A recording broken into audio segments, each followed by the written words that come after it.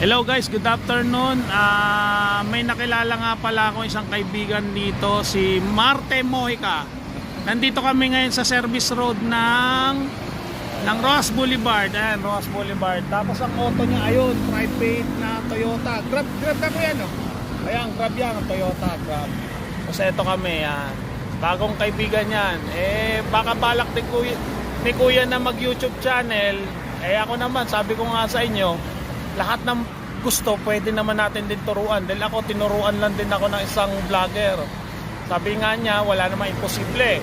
Kung naturuan ako, magturo rin ako sa ibang tao para kahit paano magkaroon din siya ng idea kung paano mag-vlog. At malay mo naman, di ba, sabi nga ng vlogger, dadaan ka sa butas ng karayom. Pero pagkatapos naman nun, pag halimbawa nagka-hit ka ng 3 million views, di kahit paano maganda na yung ano mo, di ba?